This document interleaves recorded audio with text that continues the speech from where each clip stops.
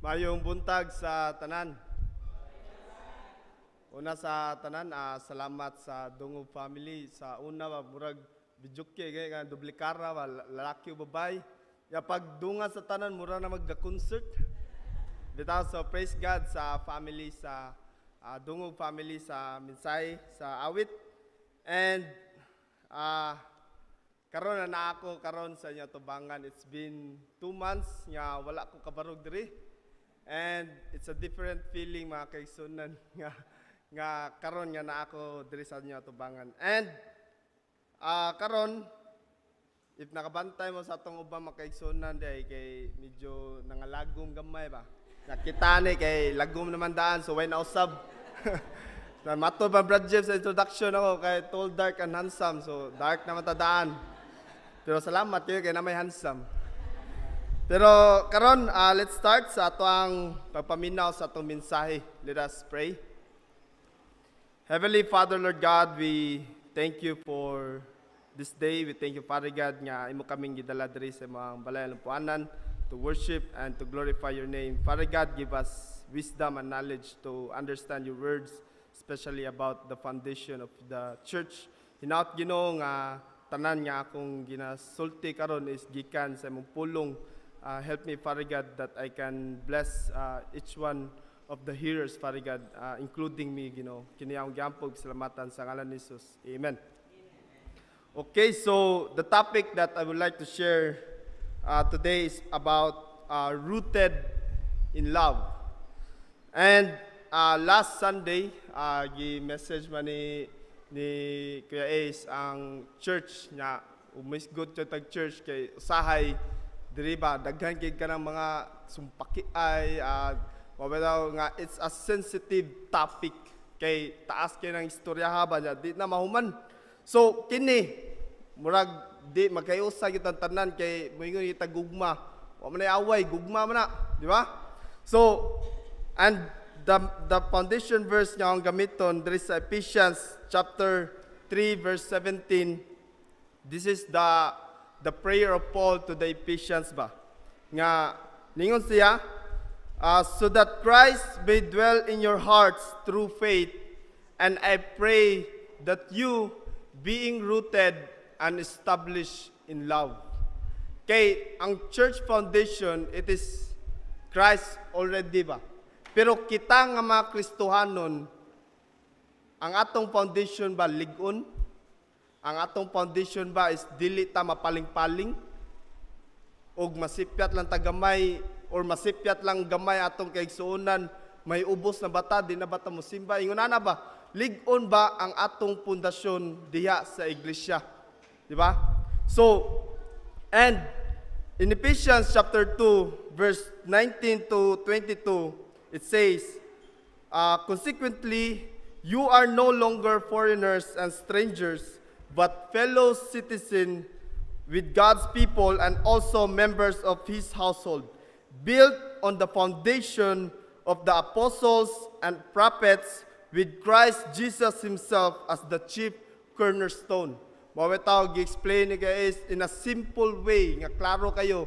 Mao gitawag ta nga Church of Christ because si Christ ang atong head and we are the called out ones. So kato pinaka-simple gito nga understanding nga ako nadungog. In Him, the whole building is joined together and rises to become a holy temple in the Lord. And in Him, you two are being built together to become a dwelling in which God lives by the Spirit. And another verse in Matthew 22:37 to 40, dagay ko mga verses nga nagkuandre nga built in love and then about love. And this is the command of God nga gihatag sa tuwa. What is the greatest commandments? Mao ni siya, love, di ba? Mao ni pinaka-simple nga gihatag ni Kristo sa tuwa. Jesus replied, love the Lord your God with all your heart, with all your soul, and with all your mind. And this is the first and the greatest commandment. And the second is like it, love your neighbor as yourself. All the law and the prophets hang on these two commandments. And in 1 John 4:7 to 8, Dear friends, let us love one another, for love comes from God. Tanan ako mga verses ba, naagyoy love, no? Kay mama na ako ang message karon, rooted in love. So dapat ang atong pundasyon naa sa gugma makigsunan. Everyone who loves has been born of God and knows God. Whoever does not love does not know God, because God is love. Kung dili ka kabaw mo'y gugma, then wala ta nakaila tinud-anay sa atong Ginoo makigsunan. And the last nga verse sa atong introduction is in 1 Corinthians 13:13. Kuanda ni Paul nga unsay pinaka-greatest. And now these three remain, faith, hope, and love. But the greatest of these is love. Ang gugma yung kanunay, mupamatagbabaw ba? Kabantay ka sa pamilya, bisag masipyat imong anak, pero tungod sa imong gugma niya, imo gapon siya pasayloon, imo gapon siya higugmaon, imo gapon siya tabangan, because of your love. Yung ana po sa atong church, bisag unsa pay mga weaknesses nato sa matag usa, let us love one another. Let us support each other makigsunan. And karon, the next is about church. What makes a church beautiful? Unsa may nakapanindot sa atong simbahan?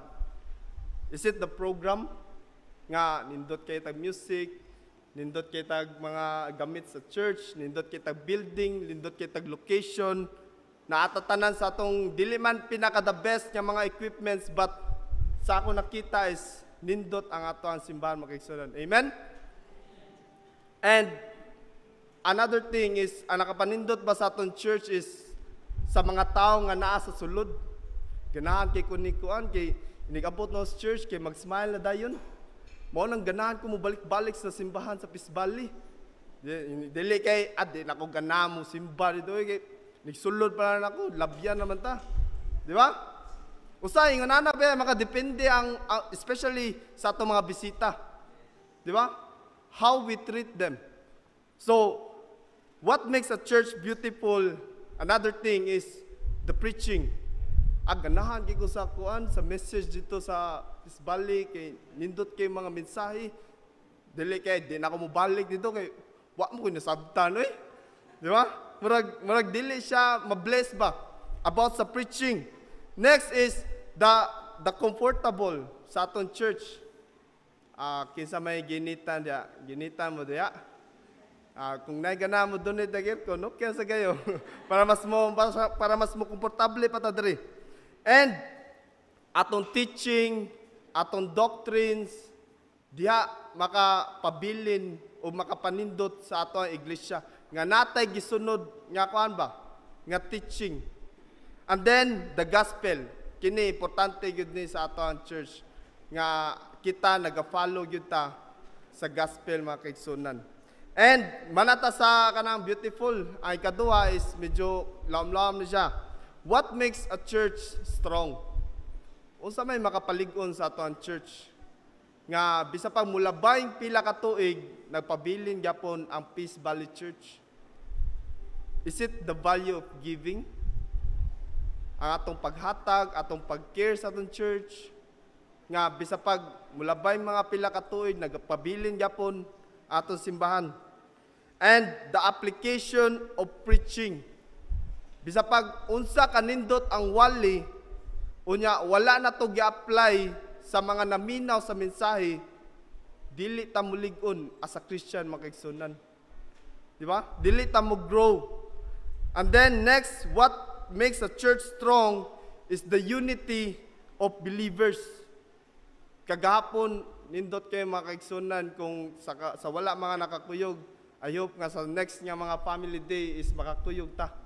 Mao bitaw ang tema is team up. Di ba? Kay para kita tanan is magkayusa, natay mga good memories as a church. Dili lang kay every Sunday na ta magkita, di ba? So at least it's a good practice nga every year natay yung nato nga mga activity makaigsunan. So the unity of believers, kung natay mga tabangonon, automatic tabang din ta, di ba? Ug na mga problema, automatic sulbaron din nato, di ba? So the generosity of everyone is essential mga kaigsunan sa matag usa. And next is the ministry involvement. Kini mas mulig-on ang usa ka simbahan kung mas daghan nga mga workers nga mga involved sa ministry. Dili kay minister nagkuandri, nagmap dito, nagkuan silhig dito, naglimpyo diri, nagkuan dito. Pero kung kita tagsa-tagsa na to, natay mga assignment sa church, atong minister maglingkod na, mag-ana ba? Di ba? Nindot ka ba doon, kape-kape na ba? So yun na makigsunan, aduna tay ministry involvement.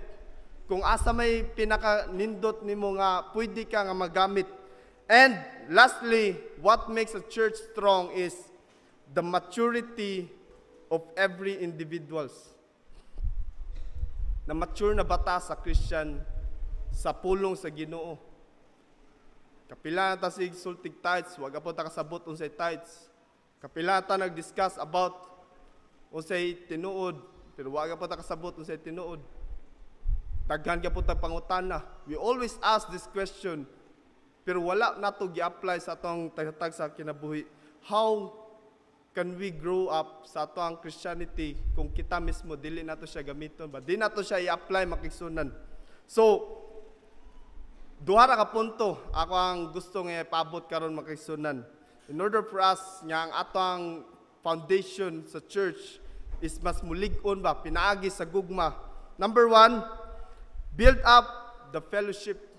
Build up the fellowship. Gapon, team up. So, mara sa niya, build up the fellowship. Mas palig-uno nato ang atong mga fellowship, mga kaigsunan. In Colossians chapter 3, verse 12 to 14, it says, therefore, as God's chosen people, holy and dearly loved, clothe yourself with compassion, kindness, humility, gentleness, and patience. Bear with each other and forgive one another. If anyone of you has a grievance against someone, forgive as the Lord forgive you. And over all these virtues, put on love. Hatagi ug gugma makigsunan. Ang imong pagtabang, hatagi ug gugma. Ang imong pag-serve, hatagi ug gugma. Sa tanan nimong ginabuhat, dapat adunay gugma. And which bind them all together in perfect unity. And then, build up the fellowship. It means be devoted to fellowship. Kisa man diri nga naa sa prayer meeting every week. Di ba? Sa kana pa lang nga question. Medyo lisod na ta makigsunan. Kisa man diri naa sa mga activity, sa mga uban natong mga gatherings. Like morning glory, like mga uban nga activity, men's fellowship, women's fellowship, youth fellowship, ug daghan pa mga fellowship. Mas nindot manggod na nga naata sa mga fellowship kay mas daghan tag makaila ba. Nya mas mo grow pa atong maturity as a Christian. And let us establish strong relationship sa matag usa. 5 years na ta sa church, 10 years na ta sa church, pero ato nailhan ra sa niya is ang iyang pangan gyapon. Sa usahay wa pa kalimot pa kita sige pangan mo brad, kalimot mo koy. Naong naman ko nailhan nimo. Lamano ta pero wa kailan nimo brad. Di ba? So let us establish strong fellowship mga kaigsunan. And let us show love and compassion, not our pride and ego. Di ba? Usahay kanang matarog gato ang pride gani nya sa church. Usahay di na to malikayan nya makasulti ta og kan, di ba? So, ug maigo kay atong pride and ego, mas nindot gyud nga mo paubos ta makaigsunan. Love and compassion ang pinaka the best nga atong buhaton. Fellowship is not about your status in life. Usahay dili ta ganan makigalubilo sa atong kaigsunan because murag lahi ra man ko niya. Siya kay murag kuan man kanang professional jud kay dating ba niya, ako kay ulyamot ra man kay kog dating ani. Di ba? Murag di ko ganahan mo lamano niya. Fellowship is not about your status in life. Wala tay professional or deep professional. When it comes to fellowship, everyone is being loved mga kaigsunan. Dapat i-show sa nato ba nga welcome sila. Nga bisag kinsa pa na ato na silang abi-abihon makigsunan. So, fellowship is not about your status in life, it's about your maturity as a Christian. Sa una, ikaw pa'y kanang anak pa kay kagkamot ba? Anak pa kay kamot, huwaton pa kag kanang kajuduulon, pero nagkadugay, nagka-mature ka sa Christian. Uy, may buntag, Brad. Uy, sis, pangapi sa diya. Uy, asan siya? Ihatod pa nimo sa CR. Di ba? You extend your hands, you extend your love. Mas ni-grow ka sa fellowship, mas ni-grow ka sa church makigsunan. Let us not be prideful or be insecure to the people around you. Usay, ato pang kontrahon na to ang kauban sa church nga, kauban naman tata. Di ba? Let us not be prideful or be insecure to the people, especially inside of the family of believers. Sometimes we are very sensitive even in the smallest things. Gilabyan lagi ka ni Pastor Jeff. Wow, magulaman nuhang Bro Jeff, di na musimboy. Di ba? Sensitive kita ba? Wala magugi Ismaila ni Bro Joshua. May ubos na din ka. Di ba? Usay, sensitive kita sa mga gagmayng butang. Do not make it personal, mga kaigsunan, tanan. Ayaw himuag karang personal kay ba? Maybe, basig, nagdali din si Pastor Jeff, kay naa pa siya buhaton ba? Maungwa ka na lamano, maungwa ka na 13, kay dagan pa din siya yatiman. Di ba? So, let us be mature sa ito ang pagkakristuhan nun. And, especially in building up our fellowship, avoid hurting your family.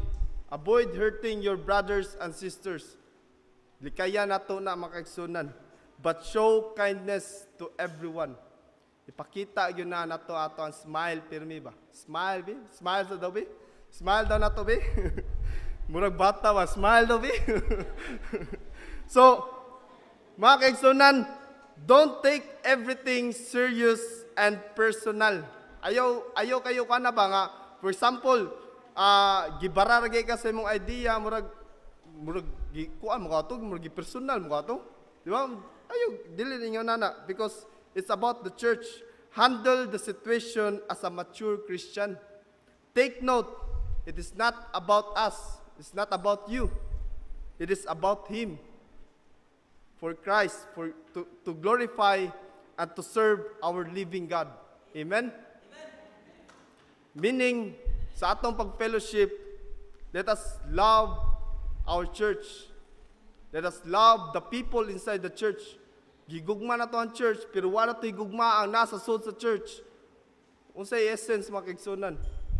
Love your church and the people involved inside because they are your true friends and family. Kini ang tinuod natong pamilya makigsunan. I know na amoy friends sa gawas. Pero ang pangutana, pareha mo baruganan, pareha mo pagtuo, pareha mo gisimbahan. You have different, na may mga kalaylahi nga mga kan, pero nagkaiusa mo tungod kay migoan mo, di ba? But for me, this is our true friends and family. Dapat kita ang nagkaiusa, kita ang nagkaigmaay makigsunan. Ug diha ta mas mo lig-on sa atong pundasyon, sa atong pagtuo sa Ginoo. Nganuman, because we have the same faith that we believe in, we have the same goal that we want to achieve, and we have the same church that we are serving. Lain kita nawon nga same tag church nga giserbisyuhan, pero lahi-lahi tag mga agenda makigsunan. Ako ganahan ko ngayon anita. Ako lahi pod ganahan po ko ngayon anita. Where is the unity? Di ba? Kung lahi-lahi ang ato ang goal as a church, we need usara nga goal makigsunan. And then in Philippians chapter 2 verse 3 it says, "Do nothing out of selfish ambition or vain conceit, rather in humility value others above yourselves." Kanang last na lang nga kape ba? Yan iduol si Brad. Kanang mga pis ga Brad. Imuhan lang ni. Di ba? Nga na mga imo na lang ihatag instead nga ikaw nang tayo nakaon na imuhan lang ni Brad, marag nang inanglan jud ka. Di ba? So, Romans chapter 12 verse 9 to 10, love must be sincere, hate what is evil, cling to what is good, Be devoted to one another in love. Honor one another above yourselves. So meaning, ang atong pagserbisyo is dili para sa atoa, kundi para sa tanan makigsunan. And in Romans chapter 12, 16 to 17, live in harmony with one another. So dapat tanan kita diri is friends ta mga kaigsunan. Family ta mga kaigsunan. Do not be proud, but willing to associate with people of low possession. So mo to nga status na to ba? Usahay, kuan ko, professional ko, dapat sila muduol ako. Dili. Dapat kita diri is same ta. Kinsa atong masugatan, atong lamanon makigsunan. So, do not, but be willing to associate with people of low possession. Do not be conceited. Do not repay anyone evil for evil, because to do what is right is in the eyes of everyone. Ikaduha makigsunan, the last one, kay kuan lang ko, 14 minutes, na 14 minutes. So, ikaduha is build up the church. Kini pwede ni mahimo nga kuan, double meaning ba? Build up the church, kita nga church called out once, or build up the church, this kini physical nga building. So, build up the church. In 1 Thessalonians 5:11, it says, therefore, encourage one another and build each other up, just as in fact you are doing. Now, it can be literal church, or we, the called out one, the church, ecclesia. So I already talked about the fellowship. Ako na itong gisulti sa atong first nga point about the fellowship of each member of the church. We must grow and be matured Christian in our daily life. So, as a church, we must grow in our faith.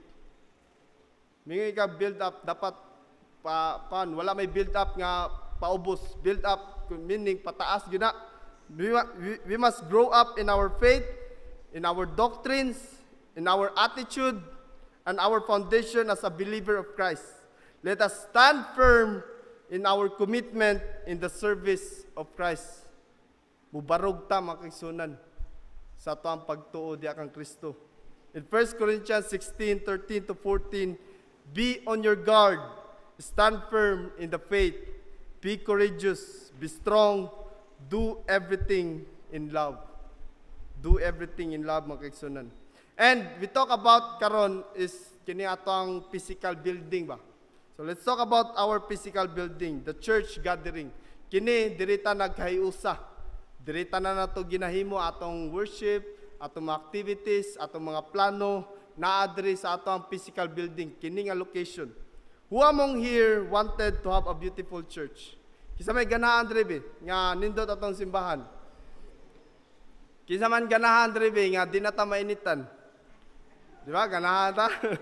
So, di ba? So, walay ganahan nga, dili nindot ang atong church. Kung may ka beautiful, nindot yun na. Di ba? So, this is our home church. We want the best for the benefits of all. Ganahan ta nga, kung say naadri sa simbahan, is the best para sa tanan, makaigsunan. Dili kay, the best para niya lang. The best para ni mo lang. Kung dili para sa tanan. So, everyone can make a suggestion. Kitang tanan, part man ta sa church, we can make a suggestion nga, Brad, nindot nga magkuhan ta, kanang plano sa men, kanang usana, kanang hydroponics ba? O, di ba? Mga plano. Nindot sa Brad nga magkuhan sa ta, tukod sa ta kids renovation dia, kaya para komportable na ba itong mga bata. Dagan kita mga suggestion nga gusto na to para sa atong simbahan, para sa atong diri sa location. Because we are all part of the church, but the final say, mao ni ang kuan sa church ba? But the final say is up to the church leaders. We can make suggestion, but the final say is the church leaders. Kaya naman sila sa position makigsunan. Sila ang atong gisaligan makigsunan. Let us support them. Let us show our support to our leaders. That's how the church should work. Ato silang tabangan. Ato silang i-pray sad makigsunan. Because dili sayon mahimong leader sa church. Di ba? So, we must respect our church leaders. Ato sila i-respeto makisunan. And support all the church plan and future plans. I believe nga in 5 years from now, dili na ingon ani atong church. Di ba? I believe in the next generation, lahi na po ang mga mahimo nga mga leaders sa church. Di ba? So, ingon ana mga kaigsunan ang atong simbahan nga everything is daghang mga changes gyud. Kay syempre pataas man ta. Pag-grow man ta mga kaigsunan. And this is how we build our church. Kita nga as a family of believers ba, we support, we create, we build, we raise fundings. Yung makita nito, daghan kita mga kwadra, natay tayo sa offering, napatadra, dito sa likod, di ba? So we raise funds and then we show our love para sa atuang iglesia, para sa mga buluhaton sa atuang iglesia, mga igsunan. What we do right now, it will be passed to the next generation to generation. Ug unsa atong giplanuhan karon, unsa atong giaksyonan karon sa sunod nga mga panahon, it will reflect mga igsunan. Sila ang mosunod ni ana. How do we treat our church? It will reflect on us, mga kaigsunan. Kung giunsa nato pag-treat ang atong simbahan, mo reflect ra pud nato mga kaigsunan. Kung hugaw atong simbahan, so mo reflect ra pud nato. Mga ingon mga bisita, gawa sa kuan ni pisbal di ba? May gani kay bago na ta nag general cleaning. Oh, di ba? Bago na general cleaning ba? And then love the church as Christ loved His church. Si Kristo gigugmata niya. So kita nga mga naa sa church dapat higugmaon sa nato. Especially kini ato ang church building. Kita nga mga Kristohanon, the called out ones, He gave His sacrifices for us and never neglected His purpose. That is to give His life for all mankind. Mao na ang gibuhat ni Kristo para sa atoa. Salvation, mga kaigsunan. Karon, I am talking, padon ako sa conclusion, this is all about sa mga kaigsunan nga wala pa ni dawat ni Kristo ba? Nga wala pa'y foundation sa ilahang kasing-kasing. Nga wala pa'y pundasyon sa ilang pagtuo. Let us not pointing our fingers to each other nga magtinudluay ta ba kisay basulon, kisay sipyat, kisay sayop. Let us not point our fingers to each other, but we can be united with the same love, same respect, and same goal, mga kaigsunan. And for my conclusion, in Matthew 16:18, it's very clear that Jesus Himself, ningon siya, and I tell you that you are Peter, and on this rock I will build my church, and the gates of Hades will not overcome it. And in Acts chapter 4, verse 10 to 12, it says, then know this, you and all the people of Israel, it is the name of Jesus Christ of Nazareth, whom you crucified, but whom God raised from the dead, that this man stand before you healed. Jesus is the stone you builders rejected. I am talking for those people nga wala pa ni dawat ni Kristo. Asa ang imong pundasyon sa imong pagtuo? Naa na ba ni Kristo? Or nagduwa-duwa pa ka nga modawat diya kaniya? It's very clear, mga kaigsunan, nga walay laing pangan nga atong tuhan kundi ang pangan ni Kristo. Akong continue pagbasa, which has become the cornerstone. Salvation is found in no one else, for there is no other name under heaven given to mankind by which we must be saved. If you want to be saved, repent and be baptized today. So, for my conclusion, kinalasan ako nga isulti na lang, kita makigsunan, dapat ang atong pundasyon is nakaugat diha ni Kristo. Salamat tong mayong buntag ka tanan.